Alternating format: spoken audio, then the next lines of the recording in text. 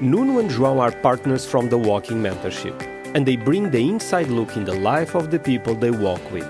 The podcast Keep Walking With Me searches for potential solutions towards the best version of ourselves.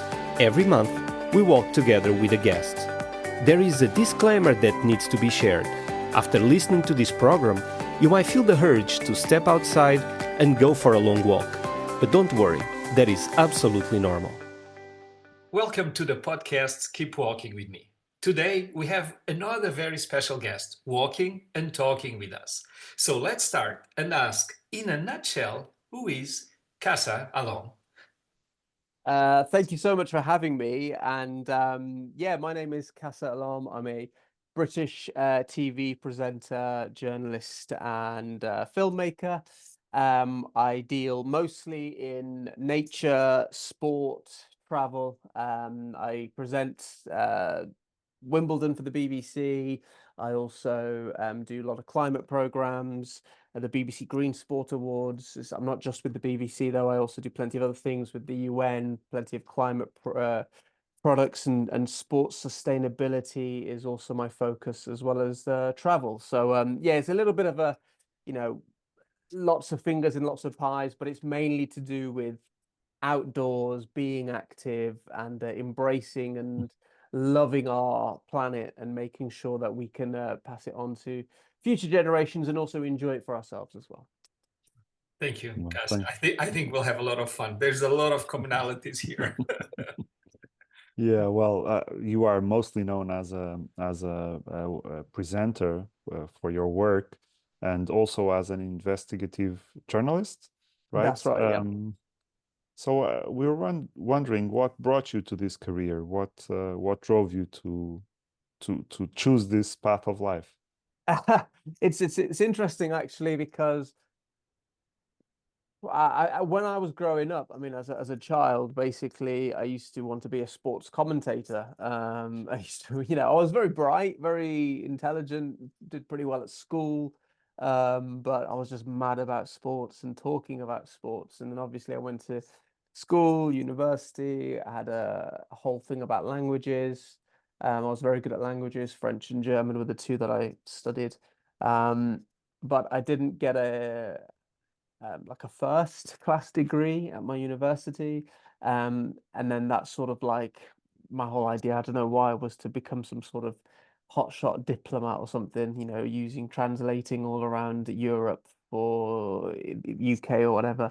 But because I didn't get that, I was like, oh no, what do I do now? And then I had a couple of careers meetings with the people there, and they're like, well, what else do you like? And I was like, well, I really like sport and I love talking about sport. And they were like, well, maybe you should think about becoming a sports journalist then. And I was like, oh yeah, I don't even know how to get into that. It's just something that you just see really cool, fun people and ex-sports stars doing on TV.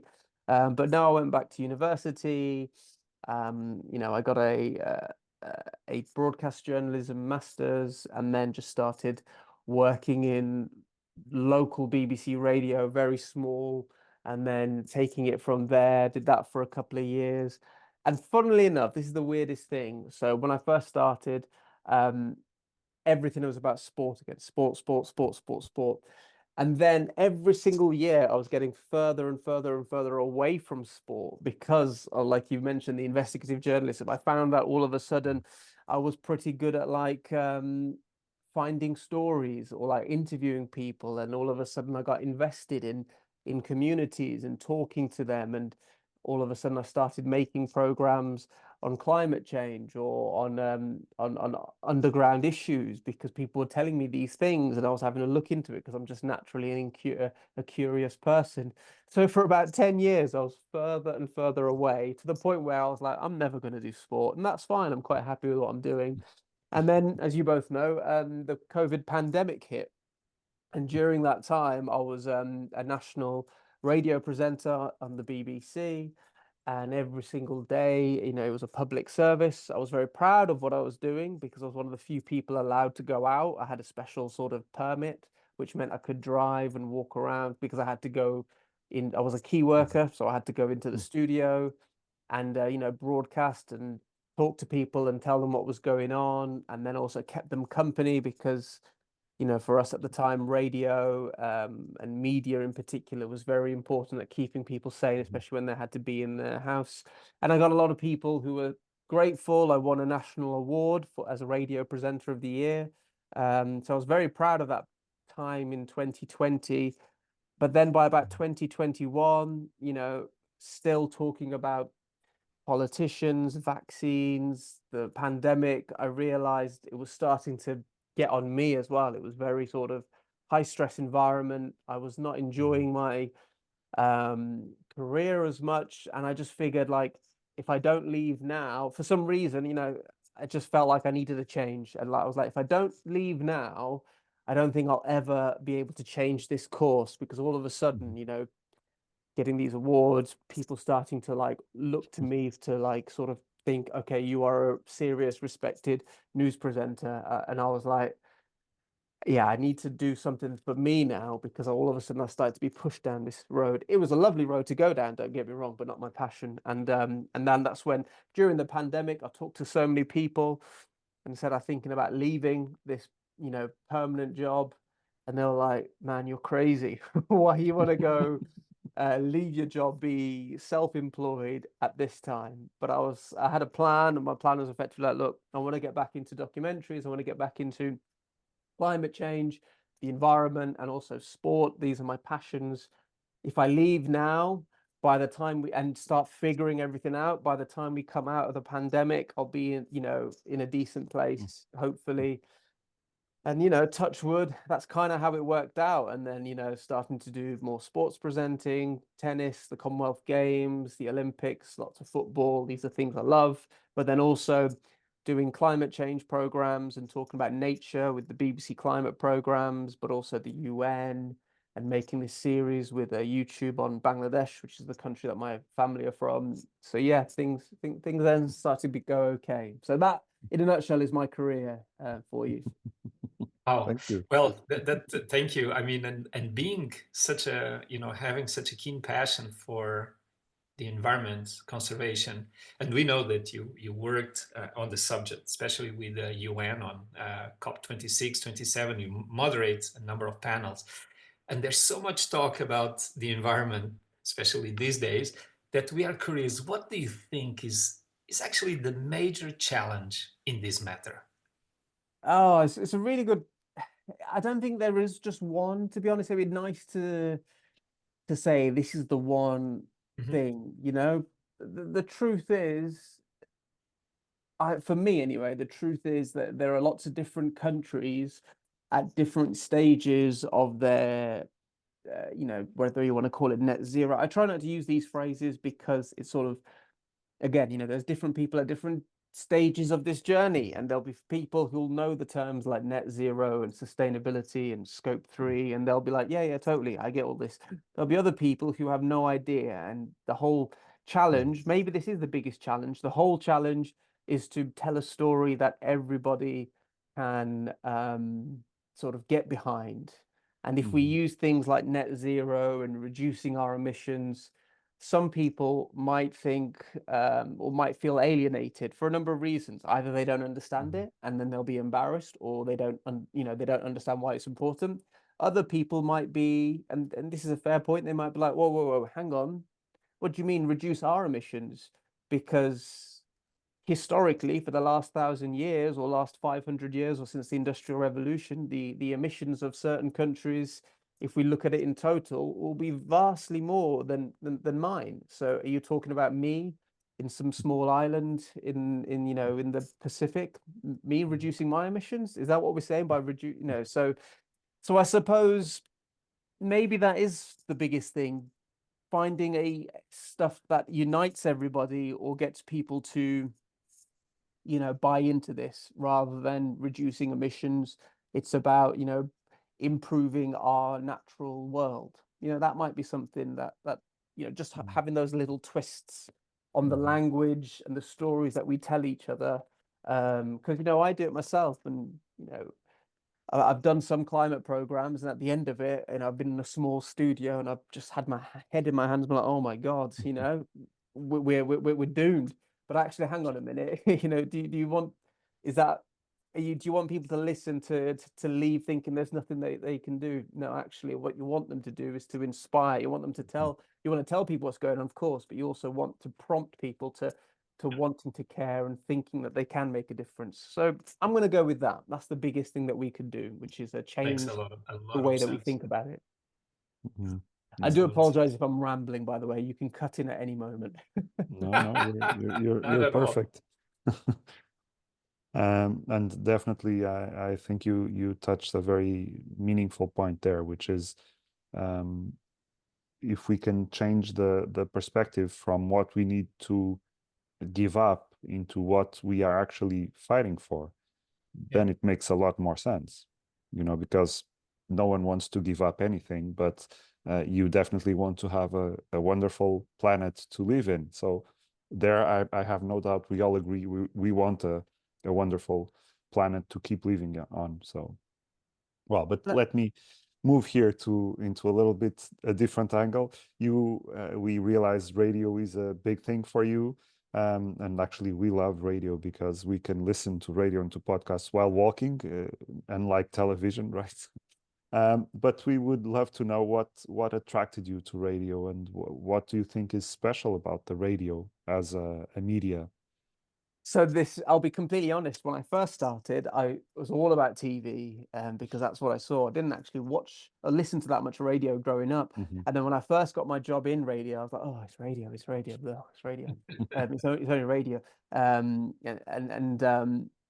then I spent more and more time in radio and realized just how much more fun radio is than TV. Like for a number of reasons. From behind the scenes, for example, in TV it's good, but it's very slow, and you have to do a lot. I mean, it's not. I love it, and obviously because most of my work now is in TV. However, it is very slow, and you do a lot of shots, and there's a lot of time to if you want to make quality TV, that is, for example. It does take a lot of work, and also there's a lot of collaboration involved, and sometimes you lose that magic while you're in the process of making it. However, with radio, I found that you are very much in the center of something that you can't control, like it's live, it's happening right there.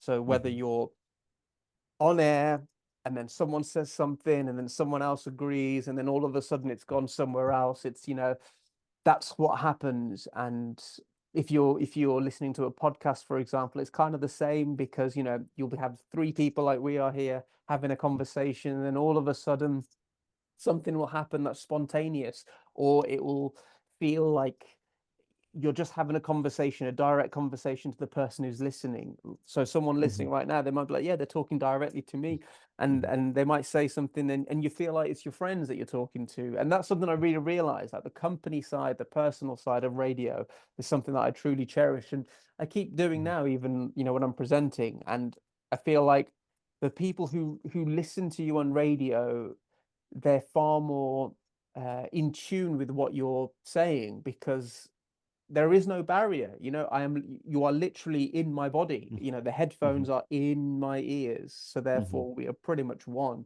Whereas with TV, there's always a barrier. Whether you're on your phone watching it, there is a screen there. There is, there's things going on around you. So there is definitely that whole sensory sort of immersion with radio that I love. Yeah. Well, this is a great line, because you're just mentioning about censoring and inside your brain. So maybe this is the great, perfect moment for you to give us your first song, and maybe you want to explain why you choose that one. Yeah, I was thinking a lot about this, because I love music, but given the fact that we're talking about walking, being active outdoors, there's this sound. I love movie soundtracks as well, and the Gladiator soundtrack, "Now We Are Free" by Hans Zimmer with the vocals of Lisa Gerrard is incredible. This just gets me every single time. It's just, for me, it is like an audio version of like mountains and rolling sort of nature. And actually, I always think about this time I was at a train. I think I was going from Trier to Koblenz in Germany. And I was going through, basically beautiful landscapes, going all the way around, sort of huge valleys, and like I said, blue skies, huge mountains, lush green, water all over. Really felt in nature. And for me, this song just shows how majestic we can be and how powerful nature is in a way that I can't explain more than just need to listen to it and take it for yourself.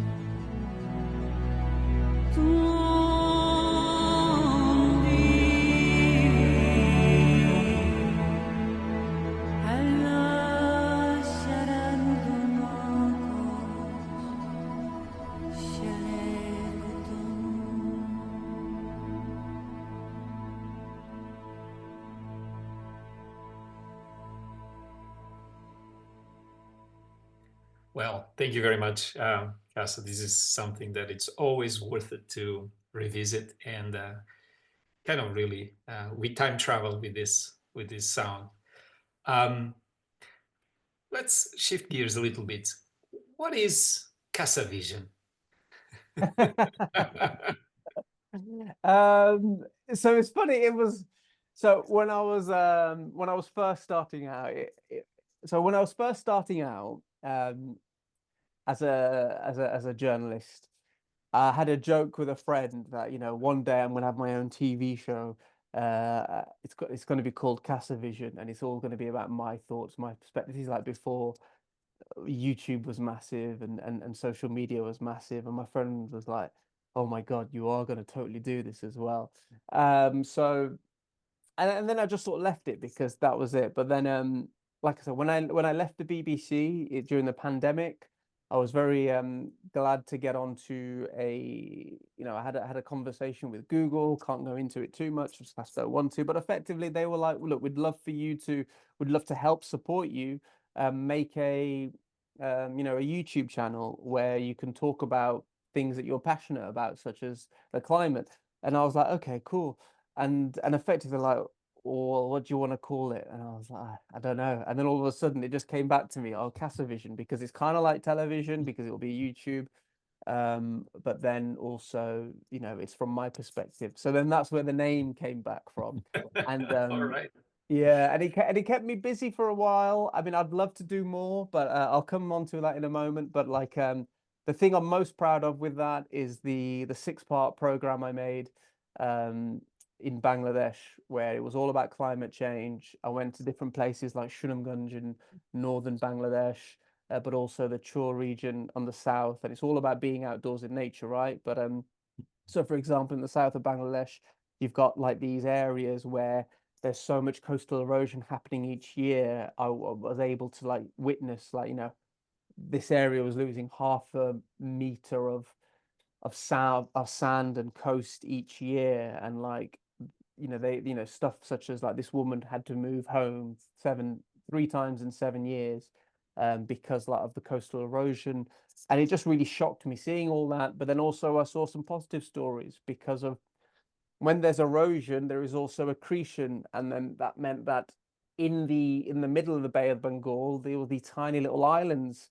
I say tiny, they're still about, you know, 2 kilometers in radius, that were starting to form.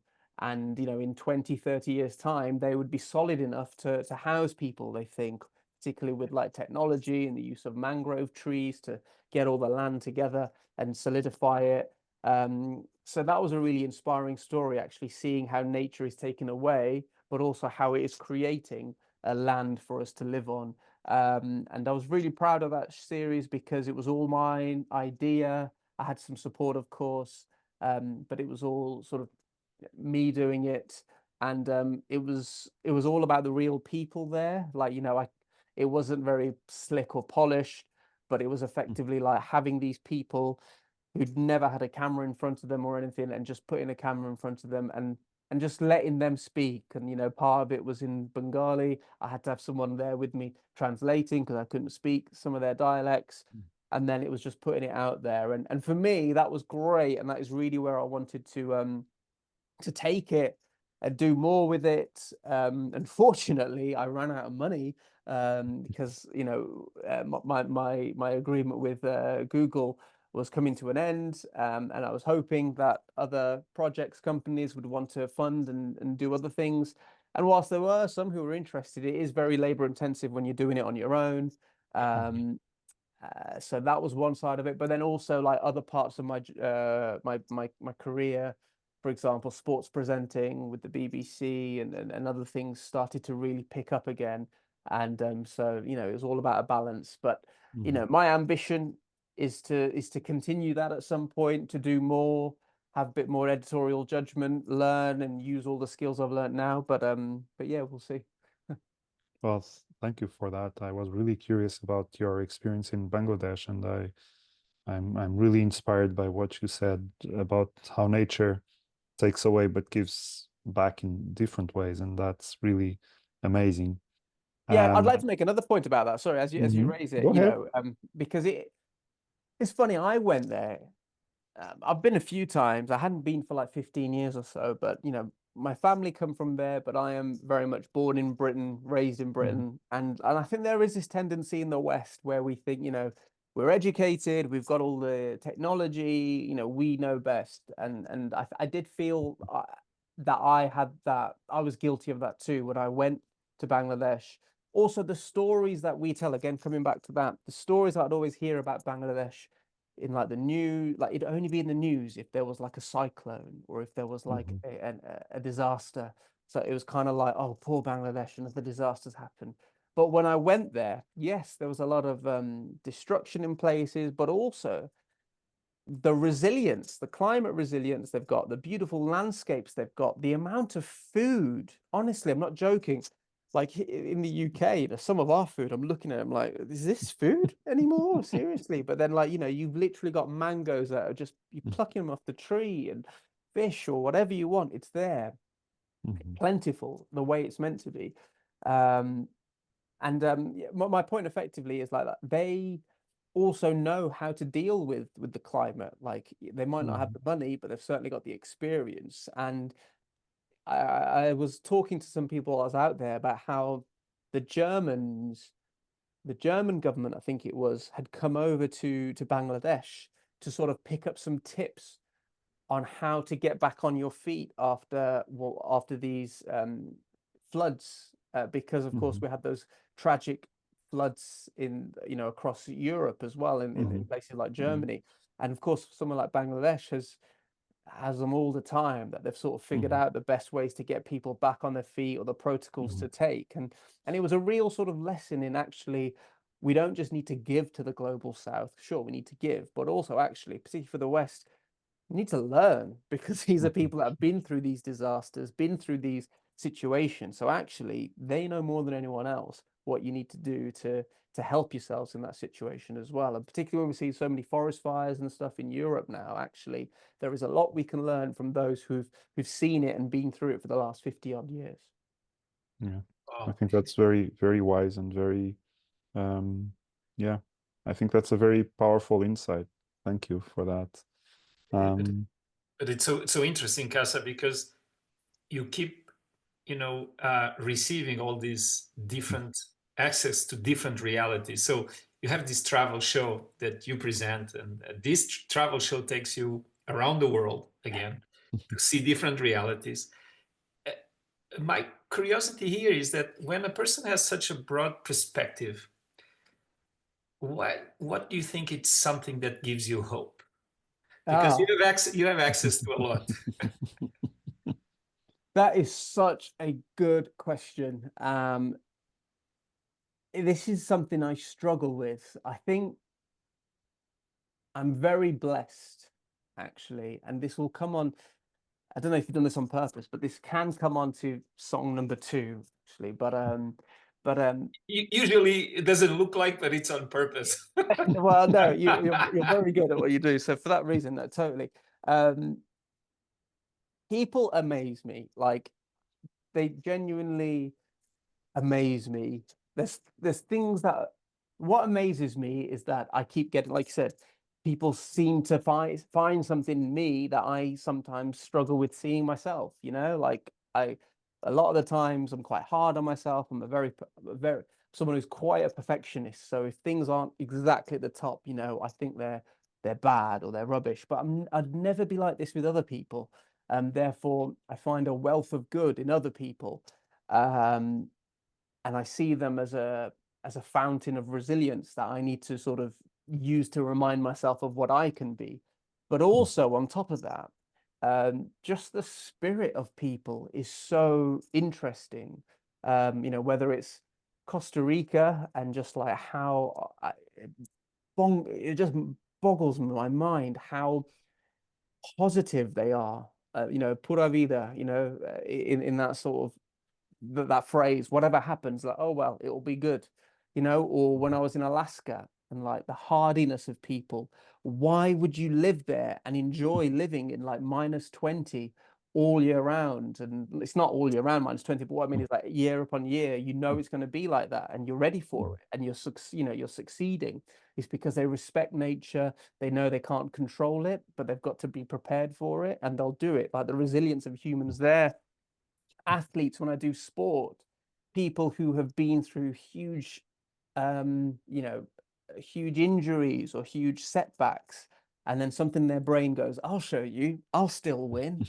And then they will. And like, you think it's amazing. That's why I have hope, because I get to speak to so many inspirational people, and I'm not just talking about like the Novak Djokovic's of this world who are like, superstars, but like, people who are raising 8 kids in a Bangladeshi village and like still smiling or still managing to do it. And I'm thinking, these people don't know each other. I am the link. But one thing I know is that they're all finding their way. And actually, it's kind of in us as humans, because we've been doing it for thousands of years, or, millennia, whatever you want to say, to find a way. So that is for me the source of hope that, actually we'll find a way. Wow. Well, For then sure. I guess, right, Nuno, this is the perfect time Yeah. to ask you for the second song. Of course. Yeah, and I'm actually gonna change the order a little bit to what I had, but it's gonna be my song from Billie Eilish actually as well now, which is gonna be song. It was originally song 3, but it's gonna be song number 2. And the reason why I chose this one is because, like, I have all these dreams, I have all these things that I wanted to do, and it's called Everything I Wanted. And the whole point is that when you get those things that you want, like me, I'm always wanting more. I'm always wanting more. And there are 2 sides to this, because it actually shows that we need to be more grateful with what we've got, but also it's that incredible thirst that humans have for continued progress. We're not happy with what we've got. And that's why we survive. That's why we overcome these obstacles, because we keep going. So yeah, that's song number 2, Billie Eilish, Everything I Wanted. Right. Let's listen to Billie Eilish.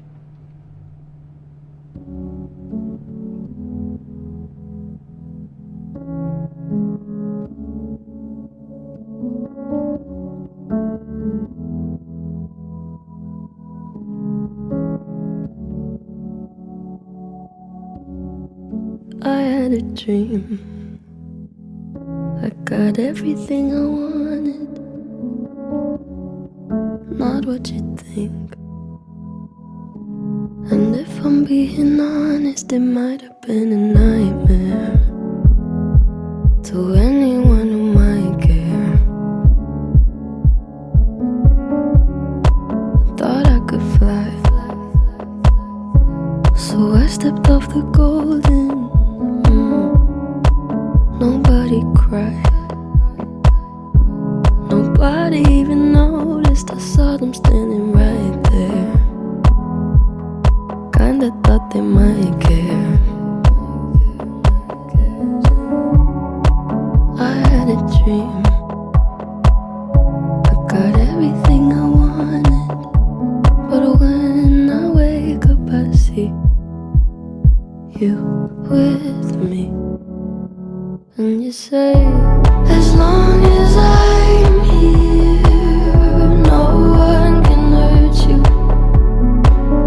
Don't wanna lie here, but you can learn to. If I could change the way that you see yourself, you wouldn't wonder why they don't deserve you.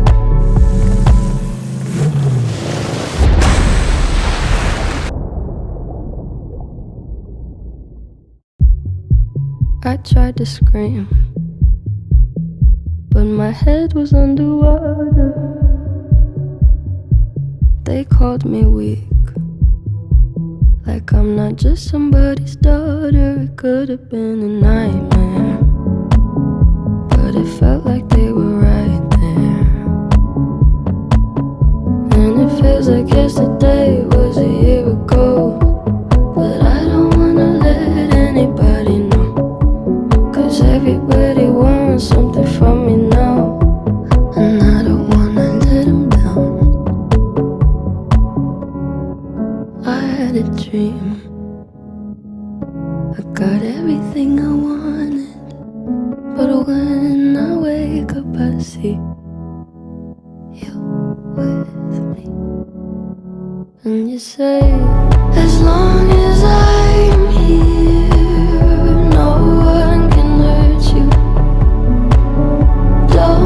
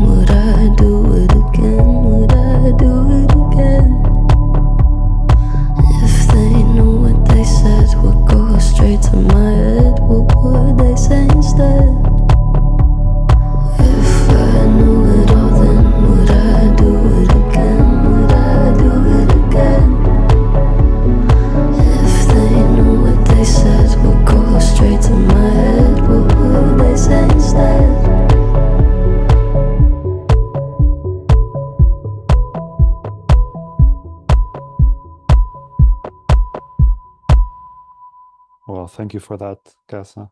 I will share here a little bit about myself. My next door neighbor, he climbed the Everest. I mean, he actually walked to the North and to the South Pole, but when I had this conversation, he had just climbed the Everest, and I was really impressed.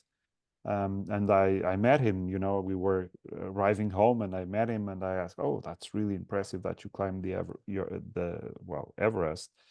And he looked at me very kind of funny, and he said, "You know what? It's not about the Everest. It's whatever is your Everest. That is what you need to climb." And I find that really inspiring. So I wanted to ask you, what is your Everest? What is that big challenge you really want to tackle? That is a really good question, and I don't actually see it as an outward one, if I'm being completely honest. Linking on to that song that we just heard, it's definitely an inward one. I'd like to be happy. I'd certainly come across as somebody who's very happy and energetic and smiley, and I am. Like, when I'm around people, I feel that I'm very, you know, I enjoy people's company. But I find a lot of times when I'm on my own, and I am on my own a lot, when you're traveling, when you're in hotels or whatever it is, that, you know, I overthink, or you know, like a lot of people, I'm always like looking at what else I can do, or what's next, or this isn't working, that's not working. And then, yeah, like I've said to you before, like, you know, I do get quite hard on myself, and it's that perfectionist streak in me. And so I think for me, my Everest is actually accepting myself, and accepting and being happy with who I am. And if I fail, you know, wherever that is, being okay with that, because I never let myself fail. Like, you know, and if I do falter, then I'll beat myself up, and I'll go and do it again and again. And it's good, you know, because that's that drive. But at the same time, I think we all need to be better with ourselves in accepting sometimes maybe you're not going to win, or sometimes, you know, maybe you're not going to get what you want, and that's okay. And people will still like you, people will still accept you. More importantly, you have to accept yourself for that. So I think for me, that genuine Everest is finding happiness in me, myself, whoever I am, whatever I achieve or don't achieve, being happy with that, and being open enough to share that state with other people as well. I can definitely join you on that climb. Thank you. What a great answer. You know, in our walking mentorship programs, we believe that each person should always carry their own backpack. And there is a simple reason for that, not because we are crazy about backpacks or anything like that, because we believe that our backpack is like our life. So metaphorically speaking, what you put inside, you have to carry. If it's too much, it's too heavy, you need to take some things out. If it's too little, you will miss something on the journey, and then you will need to struggle to find them. My question for you is that maybe in our kind of Western world lifestyle, we are making a lot of things easy. And making things easy, maybe, and this is the question, do you think it will have a final impact on our experience or not? Making things easy?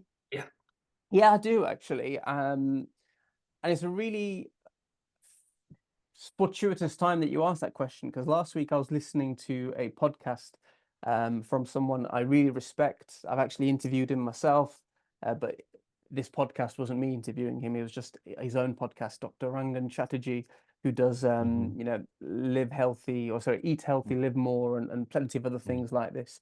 And he was effectively talking about how humans, you know, we have made life really comfortable for ourselves. I don't want to paraphrase too much, go listen to the podcast, but effectively how humans have made life so comfortable for ourselves that actually now maybe it's to our detriment. Like, yes, we want things to be comfortable, that's why we build cars, or that's why we build air conditioning, and that's why we, you know, we've got heated houses, etc.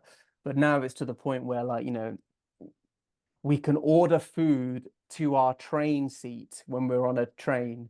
And if the app breaks down or there's not enough internet, people are getting cross because they're like, well, I can't order the food to my seat now. It's like, oh, hang on. You can just walk 20 meters to the carriage and buy your food like you have every other day. So actually, like, you know, there's been like a tipping point where now we're sort of making life too easy for ourselves.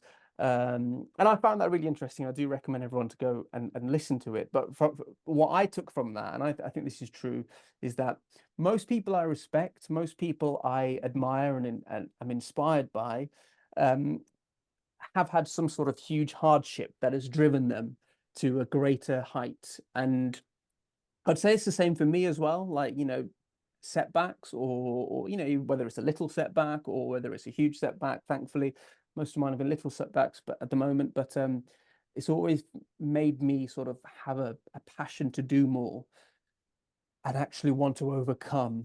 And like I'm thinking about the likes of, for example, Novak Djokovic. Obviously, I've mentioned him already, but as a tennis player, as a tennis presenter, you know, I know a lot about his story and the fact that, you know, he was growing up in the 90s in Serbia when there was bombs going off around him, and one of the ways that, you know, he would be sort of escaping from that is playing tennis. And you know, he was talking about another one, Anna Ivanovic, would be like practicing her tennis in indoor swimming pool or washed out swimming pools, because that sort of level space was where they could play tennis.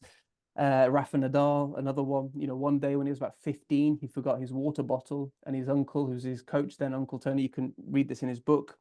It was a really hot day in Mallorca, I think. And the others were like offering him some water because he forgot his water bottle. And his Uncle Tony said, no, you can't have any water for the rest of this training session because you didn't bring your own. And it's that sort of overcoming adversity, not making life too comfortable. He never forgot his water again. And also check out, you know, he's also one of the greatest tennis players of all time. I'm not saying that's what you need to do to your kids because that's quite questionable. However, you know, the fact that we don't make things too easy means that we are able to then overcome adversity, in my opinion, many others. So to come back to your question, I do think, yeah, we are making things too comfortable for ourselves. There's definitely a space for, you know, a lovely backpack with all our things in, and I'm the same. You know, it has to be customized and everything I want in there at the same time, you know, for our comfort. But at the same time, I and so many others, if we didn't have it, we would find a way, wouldn't we? And we're using the backpack and the walk as a metaphor for this, but it's true. It's in life. What we actually need to use more of is our character, our resilience, our brain, and each other. And then that will help us to overcome adversity. So yes. So in a short way of answering your question, there is a point for me where, like, actually, if we get too comfortable, we won't be able to achieve what we are able to and capable of. Yeah. If I may pick up on that, actually, I think it connects to what you were sharing before, that you go to Costa Rica and you go to Bangladesh and people are happy, and despite all their struggles and their toils, they can still enjoy life. And many times we, with all our comforts, are feeling miserable. So probably there's something there to learn. The old sentence, sometimes you win, sometimes you learn, might have something to do with that. But actually connecting to this, how travel and meeting other people can change us and can help us. You are, I mean, I know you're now starting to present a program about transformational travel, and that is something that really has a lot of meaning to us. That's what we try to offer to our participants, is really to create the environment where traveling can really help them to evolve and to enjoy life better and more. So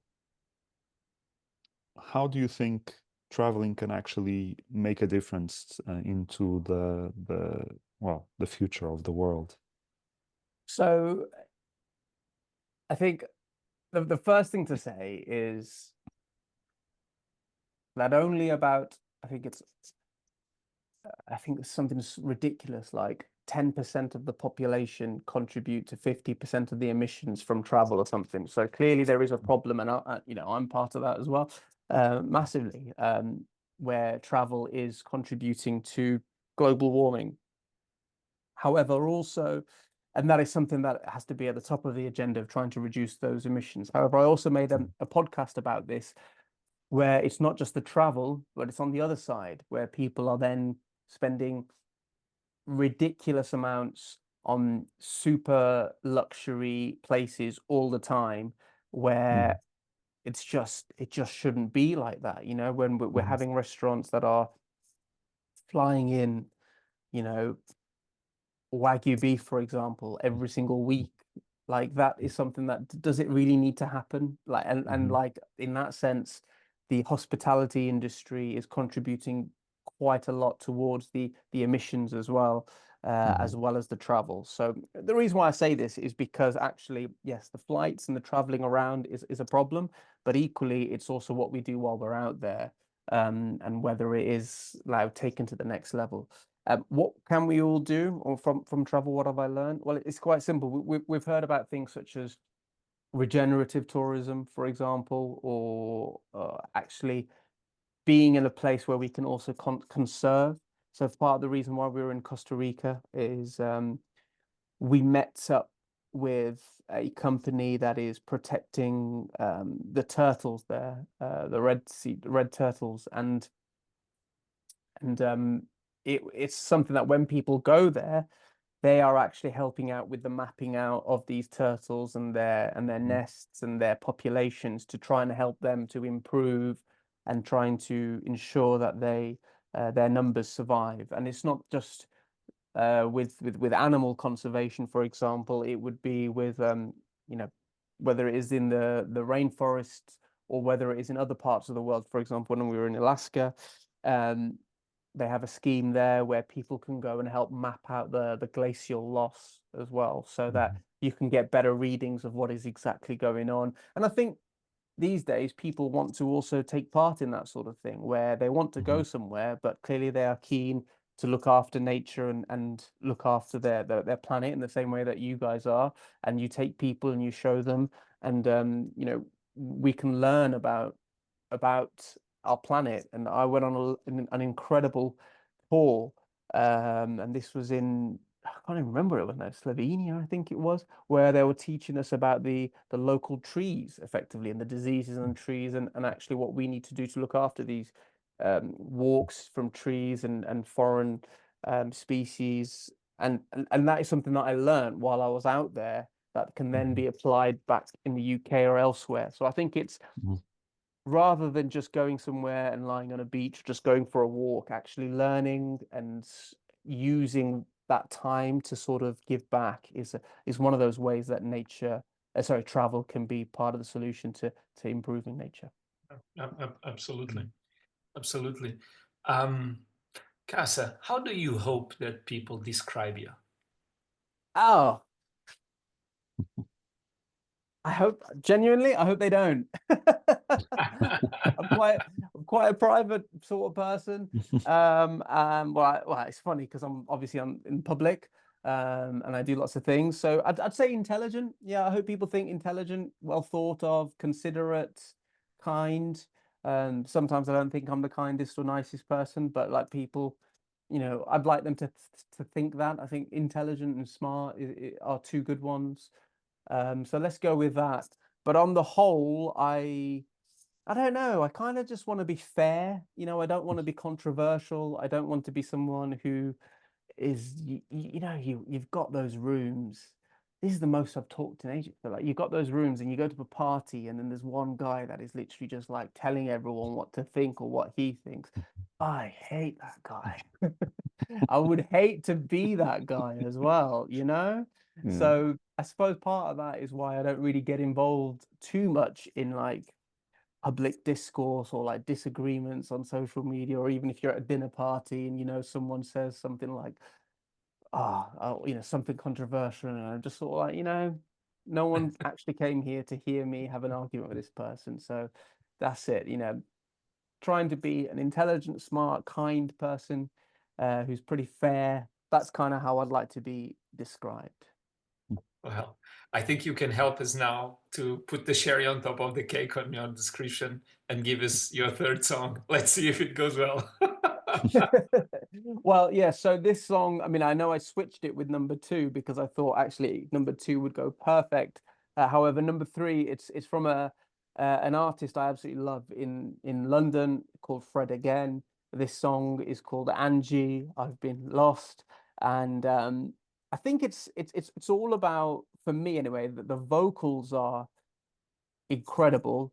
But it's also again about that perfectionist streak, in the sense that, like, you know, sometimes we don't win, or sometimes we don't get what we want, but actually, and you'll hear in the vocals there, the fact that you gave it everything should be enough, and you should be happy with that. And yeah, that, coming back to what you were saying, you know, that is my Everest, to be happy with what I'm doing, what I'm achieving. And hopefully, and I keep saying this, like, one day when I'm not working and I'm very happy, comfortable, I can just go play tennis every day and go for walks for a couple of hours and be very happy with that being my day. But and then on those days, this is the sort of song that I would listen to. That's perfect fit again. Let's listen. I've been lost, I've been lost, I've been lost, I've been lost for a while. But I'm really trying.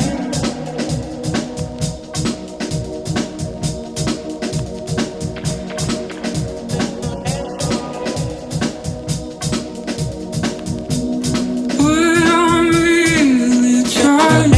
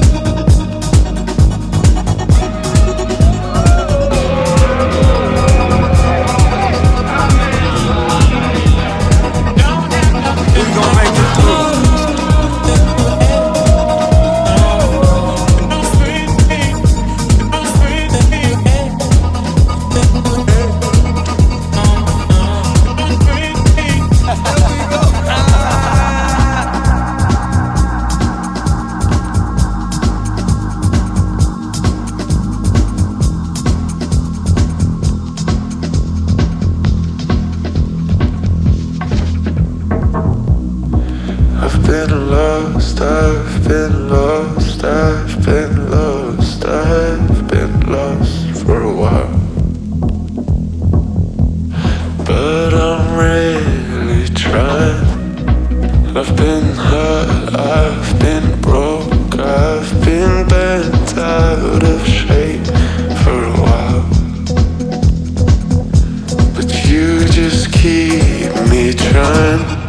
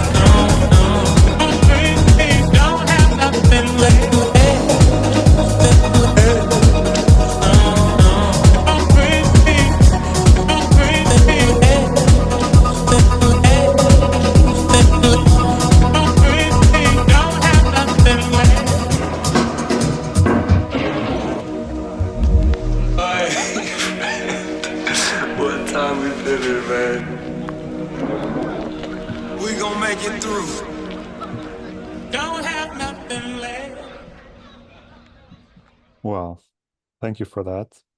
Really, really inspiring. And now we're gonna ask you, well, what we usually call the unfair questions or curved balls. Uh, so imagine you could take off on any adventure today. I mean, no restraints, no commitments, no limits of any kind, money or otherwise, or family, whatever. No commitments, no restraints at all. What would that be and why? Yeah, I've got two, but I'm gonna go with I'd love to go to Tokyo, let's say, because you'd think it would be the one I was going to choose and the one I'd actually love to do, but actually I kind of feel like I'm kind of getting close to doing it anyway, is going into the Amazon rainforest for a couple of weeks and just sort of like being there. Not necessarily did that, but obviously when I went into the Costa Rican rainforest and I was there for a bit, it kind of scratched that itch a bit. However, I've never been to Japan. I'd love to go on like a massive food tour in Tokyo from like place to place and then try out to make sushi with like some of the best chefs in the world and then go to somewhere like, you know, Mount Fuji and then also go to that really quiet village. I've forgotten what it was called now and just sort of be and like, yeah, there we go. That's my adventure. Just get lost in Japan. Well, we are We like kind of planning to do that this year also, so maybe Yes. we'll meet there. Oh, jealous. I'm very jealous. Wow. Well, but on that note, um, tell us about a special place in your life. You don't need to tell us the name because otherwise, you might ruin and many people will go there. But what we ask you is describe in detail this special place in your life. No, I'm going to tell you. If you want, I can play the game and not Yeah. tell you and just describe it. But if you want, I can tell you because it came straight to me anyway. And Please. I love football. I love the team AC Milan. So the San Siro for me is a really special place. It's just one of the best places to watch football. I first went there when I was 16. My mum was crazy for my 16th birthday. My mum was crazy enough to say, okay, fine, you can go to Italy with your friend, just the two of us, two boys were 16. And she before phones, I just still don't know how she allowed us to do this. But Brave yeah, mother, eh? yeah, what a cool mum. I wouldn't Yeah. do it, I'll tell you that. But yeah, so we went and I watched Milan for the first time. They won the league against Roma. Um, and yeah, I was part of the party afterwards. We just followed all these random people, had a massive party. It was great. But the walk up to the stadium is incredible. The roar, the colors. And then when I was inside, there's something, again, I work in live sport. I like being around people. I just feed off people's energy. And when you have like 80,000 people, and the energy, the color, and the sound, it's a incredible space. I'm not sure if you've been there, and like the way that it's built with those massive round pillars and then like a sort of bowl on the top, which means that much light doesn't actually get in. That's why they constantly keep having to change the grass. But that sound, and they keep it in and it reverberates round and you just feel that energy. And then you hear the ultras and then they let off a huge flare or some sort of like, and you hear the red and the black of the smoke going up and all over the ground, and you feel, oh my God, is this a war zone? Is this church? What is this? It's incredible. And so for me, that is something that is a really special place. I've been a number of times. Thankfully, I don't want to jinx it, never seen Milan lose. They've always won every single time they've been there. And it's been a very few times. And obviously being in the UK, it is, quite an investment of time and money to go over to watch them. So I do try to pick good games, Inter, Milan, Juve, Roma, these teams. And thankfully, they've beaten them every single time. Maybe it'd be different if they lost, but doesn't matter the mood I'm in. Whenever I go there, you just sort of time slips away, and before I know it, I'm just lost. So yeah, special place for me. Thank you That's for the very very lively description and really inspiring, I'm sure. I've never been there, so yeah. You should totally go. Well, I guess it's time for my favorite question in this podcast. which usually, not because of the question, because of the answers. Usually I love the answers. So imagine you have a time capsule, something you're going to throw out into the universe, and maybe tomorrow, maybe in 1,000 years, someone or something or some entity will find it. What would you like to place inside? What would be the message or the objects or whatever you want? You can put whatever you want inside. How many am I allowed objects, or is it just one? No, it's your choice. You can decide. It's your time capsule. You choose. This is really good. I think this is really, really good question. I said so.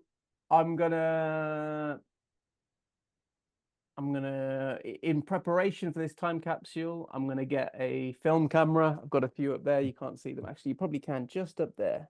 Yeah. So I'll get a film camera. I'll get a reel of film. I'm gonna take 36 photos just around of like, people I like, life in the city, nature, and I'm just gonna develop them and put a photo out. No explanation, just put them in there so people can see personal life through my lens at that time. That'll be one thing.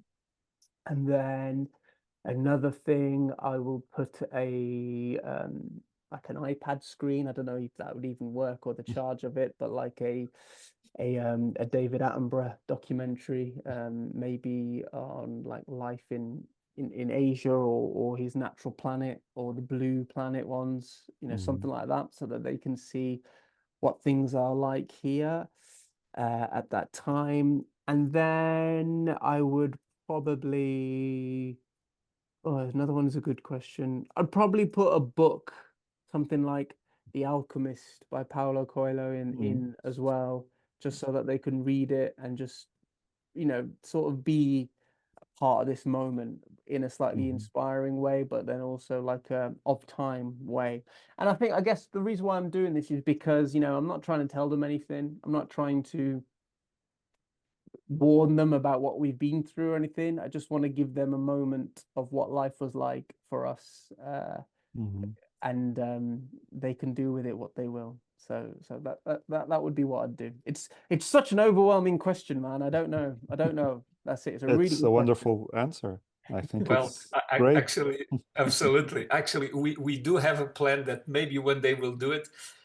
Since we have been interviewing these just, incredible human beings like yourself, and maybe one day we will just put together all the answers we got on this last question, and we'll make just a book with, probably the name will be Time Capsule or something like that, because it's so inspiring. I mean, I'm now going back in time, and this is our 4th year doing this podcast, and I'm thinking that there's so much good in it.